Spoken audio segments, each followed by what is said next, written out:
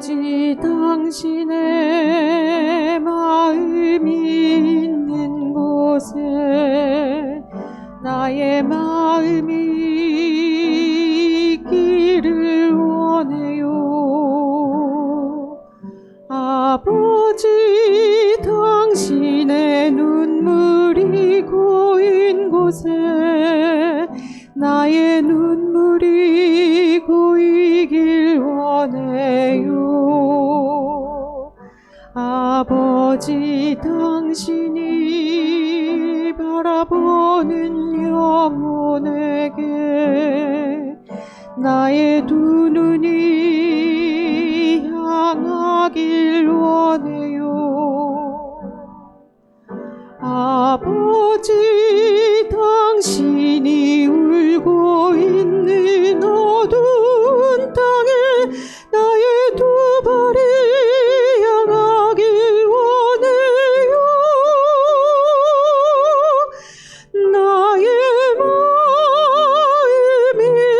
아버지의 마음 알아 내 모든 뜻 아버지의 뜻이 될 수 있기를 나의 온 몸이 아버지의 마음 알아 내 모든 삶 당신의 삶 되기를.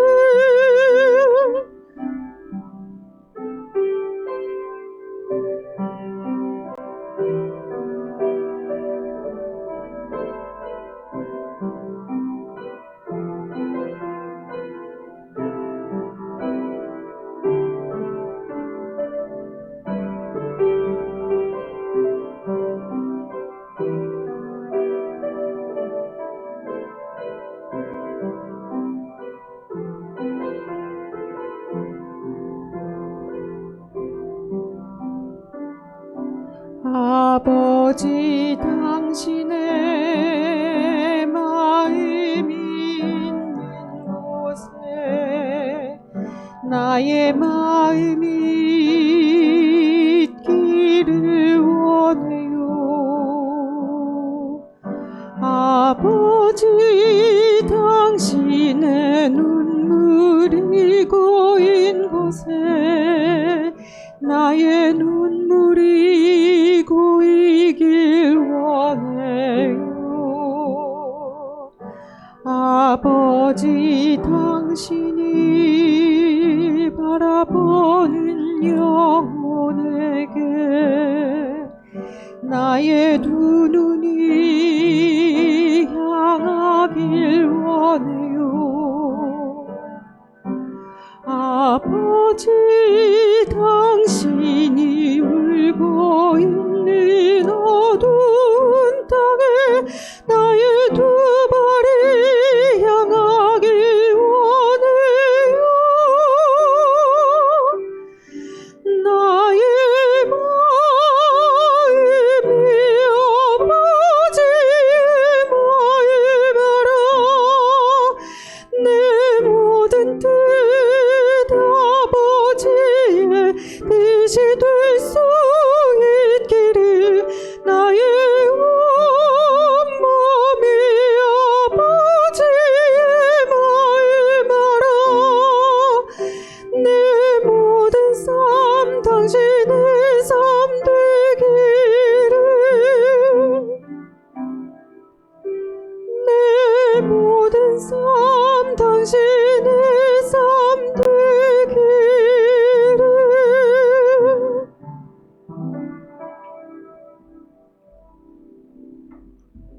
아멘. 2월이 친교의 달이기 때문에 2월의 주제를 따라서 우리 사귐을 생각해 보겠습니다. 그래서 제일 먼저 성경에 나타난 이 사귐은 어떤 모습일까 생각해 보았습니다. 하나님이 먼저 사귀자 하셨다. 이게 오늘 말씀의 제목입니다. 하나님께서 하나님의 형상을 따라 아담을 지으셨어요. 그리고 또 누구를 지었어요? 하와도 지으셨어요. 그리고는 그 에덴 동산의 모습을 이렇게 보여주는데 거기 놀라운 그런 장면이 나옵니다. 거기 보면 하나님께서 그 에덴 동산을 거니셨다. 거니셨다. 이 거니셨다는 얘기는 산책했다는 얘기예요. 산책했다. 그러다가 아담아 내가 어디 있느냐 그렇게 부르기도 하십니다. 여러분 하나님이 이렇게 인간을 창조해 놓고 그 다음에 그 에덴 동산에 친히 오셔서 거니시는 이유가 뭘까요? 야 내가 너를 창조한 하나님이란다. 뭐 이런 걸 과시하기 위해서예요. 여기 거니셨다라고 하는 이 산책하셨다라고 하는 것은 함께 뭔가 함께 해야 되는 그런 존재가 있어야 그 그림이 이렇게 완성되는 거구나 하는 그런 생각이 들지 않아요? 그러면 하나님께서 그렇게 에덴 동산을 거니시면서 함께 할 수 있는 그런 사람을 만드셨구나 하는 것을 우리가 알 수 있어요. 동물과 함께 하기 위해서가 아니라 사람과 함께 하기 위해서. 여러분, 하나님께서 나를 지으신 그 사실을 우리가 믿고 고백하는 게 창조주 신앙이에요. 하나님이 나를 지으셨다. 또 하나는 하나님이 나를 선택하셨다라고 하는 것을 믿는 것, 그게 바로 우리 구속주에 대한 신앙입니다. 그런데 정작 우리가 하나 놓치고 있는 게 있어요. 그게 뭐냐? 하나님이 왜 나를 지으시고 에덴 동산까지 오셔서 이렇게 거니셨을까 하는 것을 생각해 보면 하나님은 나하고 교제하시려고 하는 거구나. 이 사실을 우리가 이제 분명하게 깨달을 수 있다는 거예요.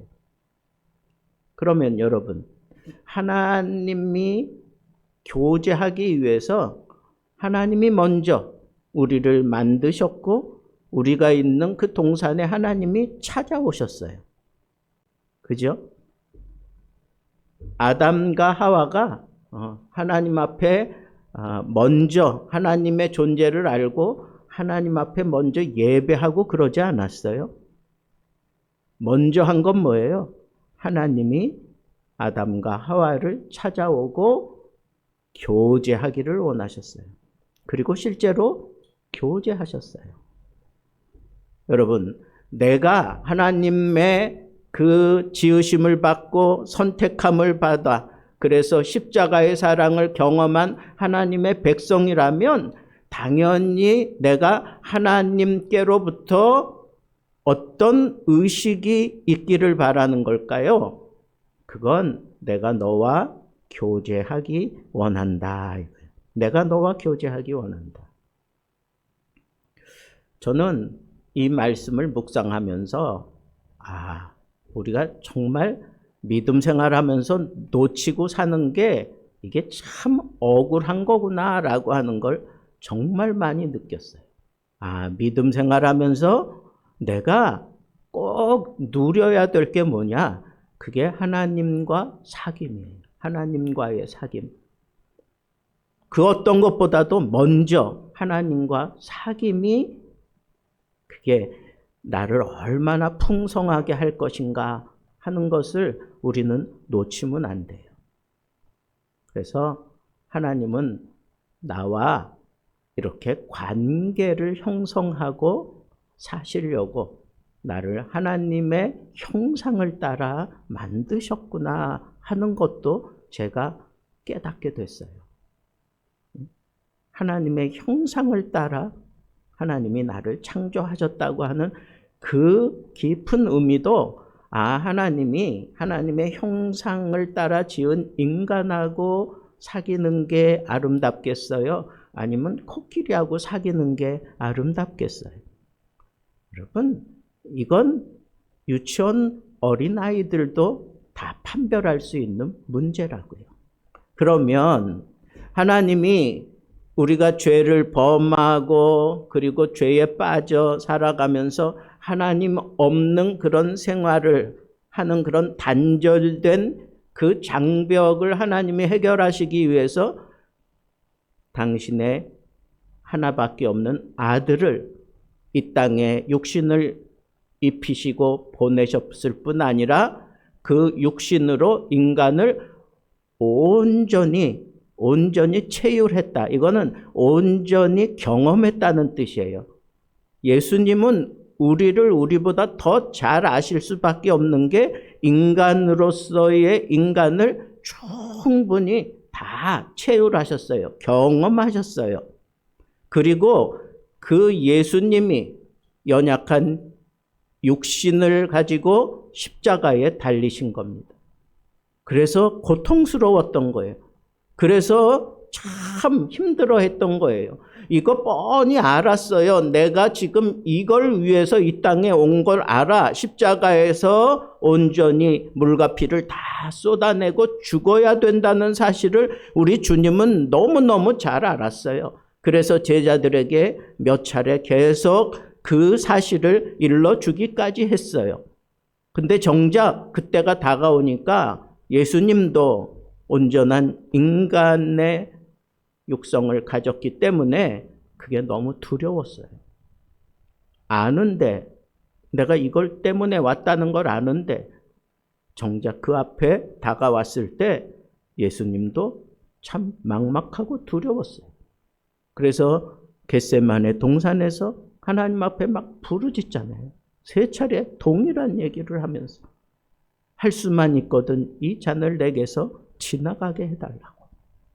그런데 예수님은 너무 정확하게 아시니까 그러나 나의 원대로 마옵시고 아버지의 뜻대로 되기를 원합니다 라고 참 그 예수님의 마음이 정말 느껴질 수 있는 그런 기도를 하신 거예요. 그리고 마음의 결정을 내리고 마침내 십자가에서 우리를 위하여 피와 물을 다 쏟아 부어주셨어요. 그런데 여러분, 그 십자가의 백미가 뭐예요? 백미가 뭡니까? 십자가에서 우리 인간을 위하여 다 쏟아 부으시는데 그 예수님의 그 외침, 그게 뭐예요? 나의 하나님, 나를 어찌하여 버리시느냐고.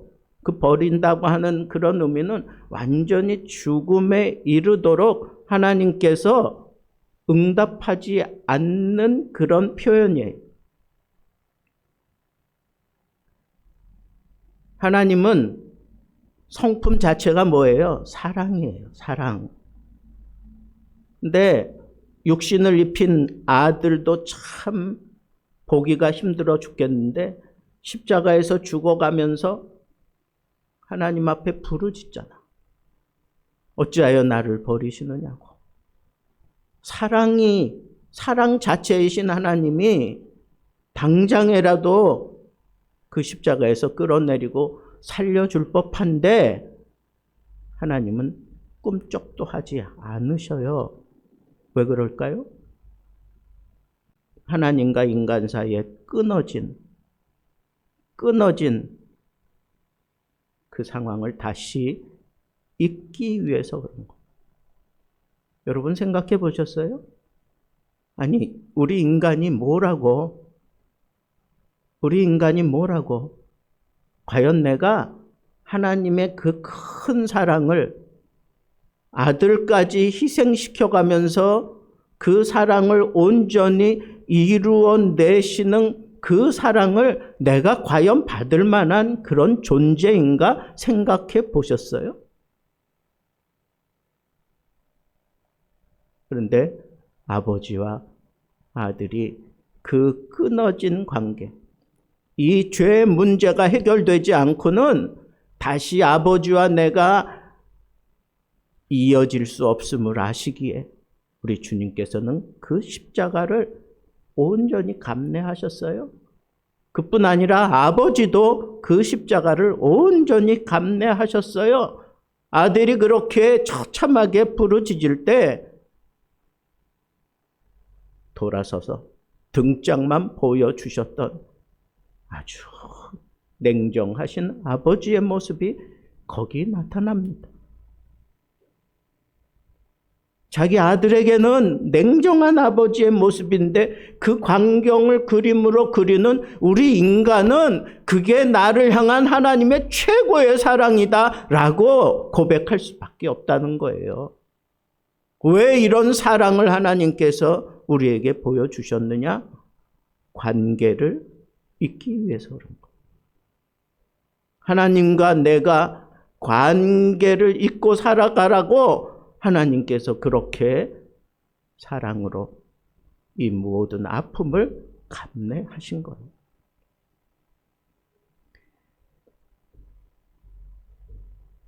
여러분, 신앙이 뭘까? 믿음이 뭘까?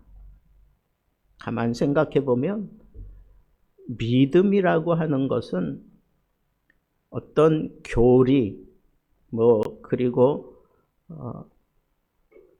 사람들에게 분명히 뭔가를 이렇게 깨닫게 하려고 하는 그런 학술, 이런 게 아니에요.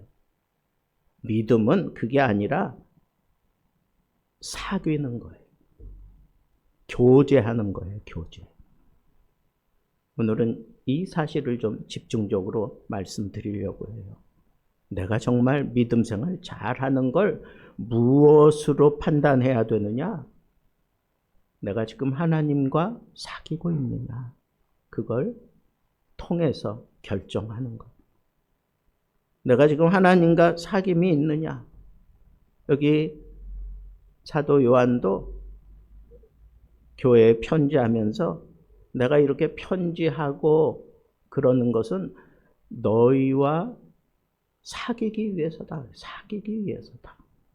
그런데 아버지와 그의 아들 예수 그리스도와 함께함이라 그랬어요. 아버지와 그 아들 예수 그리스도와 함께하는 것, 죄를 가지고는 함께할 수 없잖아요.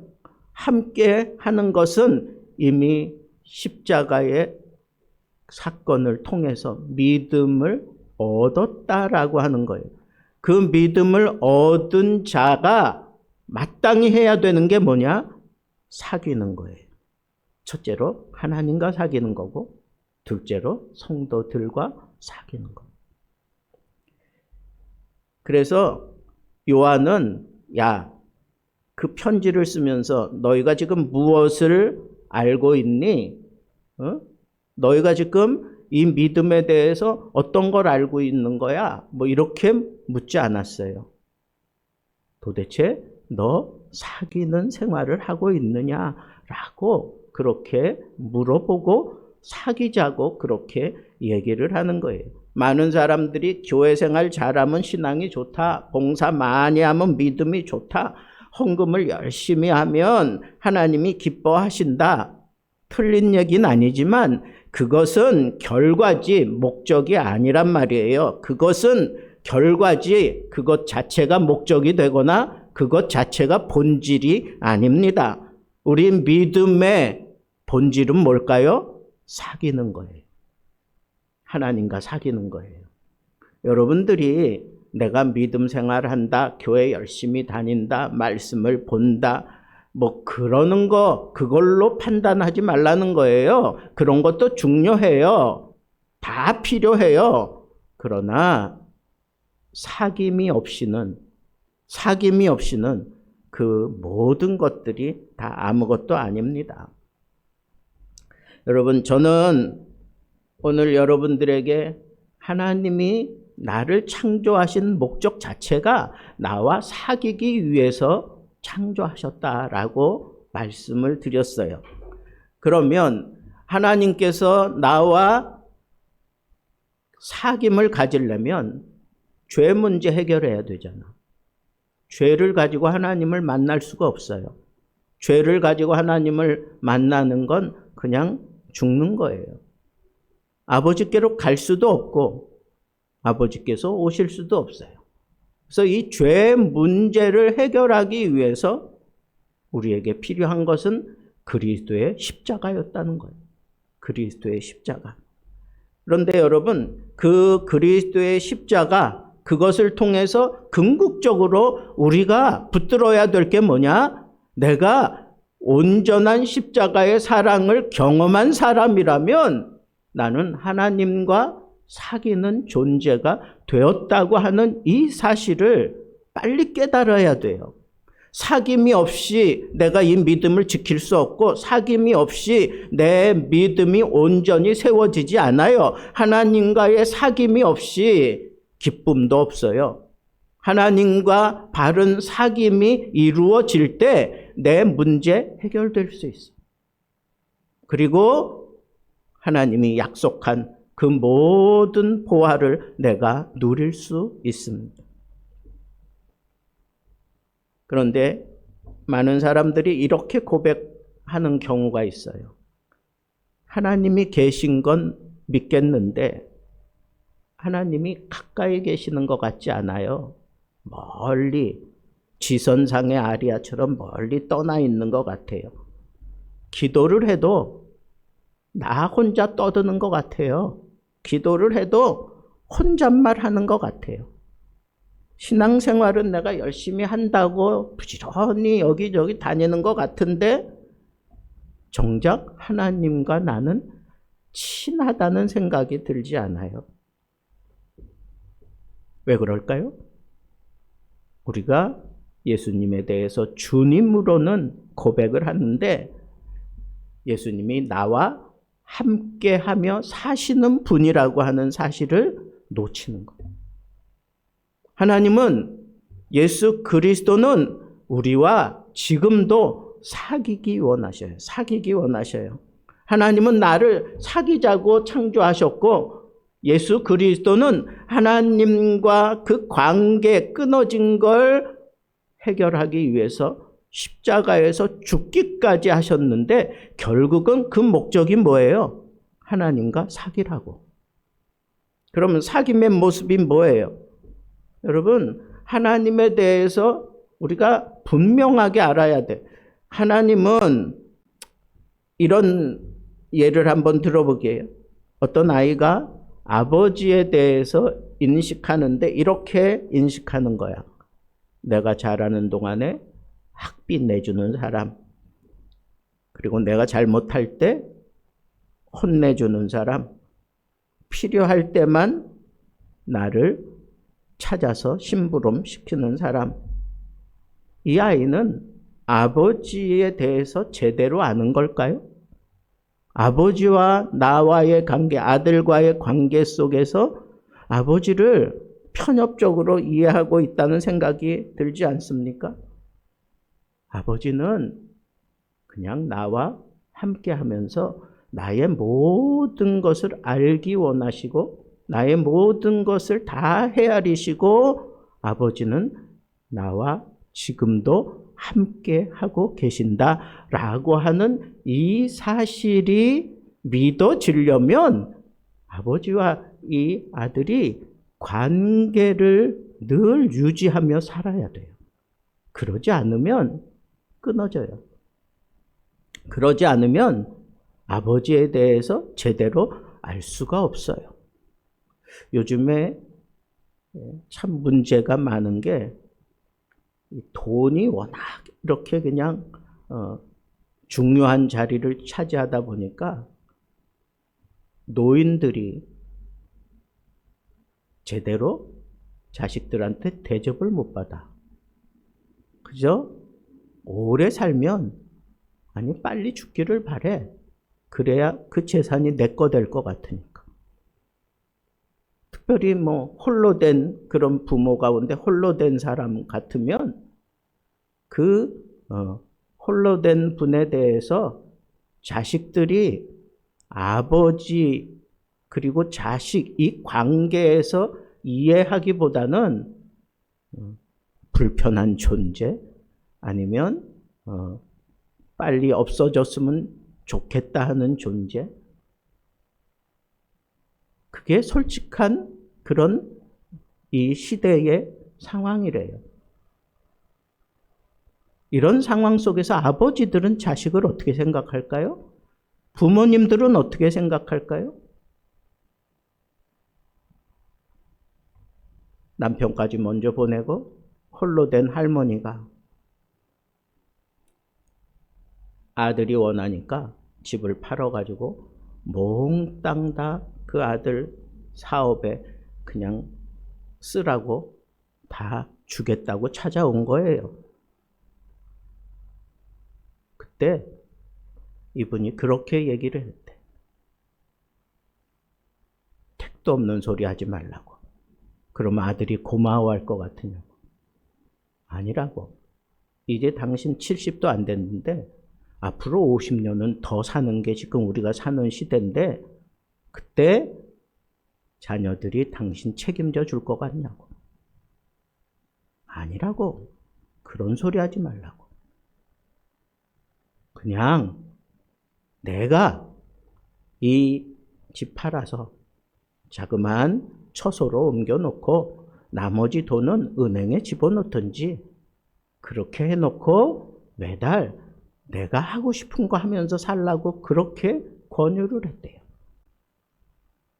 냉면 먹고 싶으면 가서 냉면 사 드시고 불고기 먹고 싶으면 가서 불고기 사 드시고 아들이 찾아와서 사줄 때까지 기다리지 말고 그냥 나가서 먹으라는 거예요. 그냥 당신 돈 가지고 그렇게 살라고 그렇게 얘기하는 거예요. 아주 유튜브로 유명한 어떤 신부님 얘기예요. 이 시대를 우리가 제대로 알아야 된다는 것. 정말 가정의 이 심각한 위기가 뭔가 관계를 형성하는 데 있어서 무언가 자꾸 그 안에 파고드는 게 있어서 자꾸 깨진다는 것. 그게 뭐예요? 그게 돈이래. 이건 뚜렷하게 지금 나타나는 현상이라는 거예요. 여러분, 문제가 생기면 기도하겠다고 찾아오고 급하면 매달리고 떼쓰고 그러다가 조금 괜찮아지는 것 같으면 떼쓰지도 않고 또 가까이 오지도 않고 멀리 떨어지는 게 그게 요즘 시대의 젊은이들이래요. 그런데 그게 사회 현상만 그런 게 아니라 오늘날 우리들이 붙들고 씨름하는 신앙의 모습도 그렇다는 거예요. 그러니 세상의 그 영향력을 제대로 우리가 벗어나지 못하고 있다고 해도 과언이 아니라는 말이에요. 자, 그러면 우리 어떻게 해야 될까요? 내가 정말 하나님과 사귐을 통해서 내가 누려야 될 게 뭐예요? 내가 정말 하나님과 깊은 사귐을 가지면 내가 놓치지 말고 누려야 할 게 있어요. 그게 뭘까요? 기쁨이에요. 기쁨. 여러분들 거울 보십니까? 여러분들 거울 볼 때마다 여러분들 얼굴을 보면서 어떻게 생각하세요? 야, 너 참 기쁘구나. 응? 도대체 왜 그렇게 기쁜 거야? 왜 그렇게 만면에 미소가 떠나지 않는 거야? 그러면서 살고 계십니까? 하나님과의 관계가 제대로 형성된 사람이라면 마땅히 그렇게 살아야 돼요. 근데 여러분들의 얼굴을 보면서 다른 사람들이 야, 너 보니까 그냥 웃음이 저절로 나오네. 그 미소 담고 싶어. 그런 사람 곁에 있습니까? 그렇지 못하다면 우리 지금 잘못 살고 있는 것. 어떤 유명한 사람은 나이 40이 되면 자기 얼굴에 대해서 책임을 져야 된다 그러던데 무슨 책임을 지라는 걸까요? 어떻게 책임을 지라는 걸까요? 내가 정말 하나님과 깊은 사귐을 가지면 저절로 내가 숨길 수 없는 기쁨이 내 얼굴을 통해서, 내 삶을 통해서 나타날 수밖에 없어요. 상황하고 상관없어. 오늘 새벽 예배 마치고 설교를 정리하고 묵상하고 있는데 갑자기 카톡이 울리는 거예요. 그래서 이 새벽에 도대체 누구야? 그러고 이제 이렇게 보니까 제 친구, 미국에 있는 친구가 3월 달에 나온다고 한번 봐야지. 그러면서 왔어요. 이 친구도 목사인데. 근데 그냥 제가 그 문자를 딱 받아보면서 그냥 갑자기 막 설레는 거예요. 그 친구가 나한테 뭐 주는 거 없어요. 근데 그 친구 만나면 그냥 편안할 것 같아. 그 친구 만나면 아무 격이 없이 만나서 이런저런 얘기할 수 있을 것 같아. 그 친구 만나면 내 아픔과 내 모든 어려움을 그냥 소스럼 없이 얘기할 수 있을 것 같아. 아니, 그런 얘기 하지 않아도 그냥 그 친구 만나면 그냥 기쁠 것 같아. 왜 그래요? 친구니까. 우리 주님은 여러분들을 향하여 친구라고 그렇게 표현을 하고 고백을 하셨어. 그러면 여러분들이 예수님을 찾고 예수님을 만나면 아니 그냥 인간들이 그렇게 쌓아온 거, 아니 그 친구하고 결국 뭐 이렇게 쌓아온 거는 뭐 오래지 않아. 왜냐하면 대학원 졸업하고 곧바로 그냥 미국으로 갔으니까 기껏 대학원 생활하면서 같이 3년 지내고, 그리고는 가끔 한국에 한 번씩 들어올 때마다 서로 얼굴 한 번씩 본 거밖에 없어요. 근데 친구라고 내 머릿속에 딱 저장이 되어 있으니까 그 친구가 나 요번에 열흘 동안 한국에 가는데 봐야지 그러면서 문자 남긴 것에 대해서 내가 착가닥 그냥 답장을 했어요. 어서 와, 기다리고 있을게. 왜? 친구니까. 인간관계 속에서도 이 친구만 돼도 이렇게 기뻐요. 뭐 그 친구가 나한테 뭐 준 거 없어. 정말 가깝게 뭐 이렇게 뭐 한 것도 없어. 멀리 떨어져 있다니까. 근데 왜 이런 기쁨이 있을까? 친구니까. 우리 주님은 여러분들을 십자가를 통해서 구원해 주시고 난 이후에 여러분들을 친구라고 명명하셨어요. 그러면 인간관계 속에서도 친구가 이런 기쁨을 주는 존재라면 하물며 모든 사랑을 다 쏟아 부어가면서 여러분들을 죄인의 자리에서 구원해 친구로 만들어주신 예수님과의 이 사귐이 제대로 됐다고 하면, 몇 년 그렇게 사귀지도 않았는데 친구라고 하는 게 딱 박혀 있으니까 그 문자 하나 보고 그냥 기쁜 것처럼 여러분들도 예수님이라고 하는 그 소리만 들어도 그냥 막 기뻐야 되는 거 아닐까요? 기뻐야 돼요. 그게 믿음 생활이라고 저는 생각해요. 여러분들 스스로를 좀 돌아보세요. 정말 예수님이 나의 친구라면 기도하는 게 막 지긋하고 숙제처럼 느껴지지 않아요. 예배 보는 게 뭐 출석하려고 그렇게 발버둥 치지 않아요. 그 예배를 통해서 내 속에 있는 이 모든 걸 하나님 앞에 막 쏟아 붓고 싶은 거예요. 말씀은 어떤 정보를 내가 얻기 위해서가 아니라 말씀 그 자체가 나에게 음성이 되는 거예요. 이게 진정한 교제입니다. 그런데 놀라운 것 하나, 언제나 사귐은 하나님이 먼저 하셨다는 것. 하나님이 먼저 하셨어. 아담이 죄를 짓고 감히 하나님을 가까이 할 수 없어서 무화과 잎으로 부끄러운 부분을 가리고 숨었잖아. 그때 하나님이 먼저 찾아오셨어. 먼저 찾아오셨어. 예수님께서도 그런 말씀을 하셨어요. 너희가 나를 찾은 게 아니라 내가 너희를 찾았노라고 그렇게 분명하게 말씀하셨어요. 하나님은 사귐에 있어서 언제나 먼저 하신 분이에요. 먼저 하신 분. 그 하나님의 먼저 하심, 예수님의 먼저 하심, 성령님의 먼저 하심, 이게 여러분들의 생명줄이 돼야 돼요. 이게 여러분들의 신앙줄이 되어야 돼요. 그 먼저 하심을 바라고 하나님 앞에 맡기고 사는 것, 그게 내 신앙을 유지해가는 거예요. 주께 맡긴 나의 삶, 주께 맡긴 나의 삶, 그런 찬양 고백을 하면서 여러분 기대하세요. 주님, 나 참 힘들고 어려운데 어김없이 주님이 먼저 나에게 찾아오실 거지요.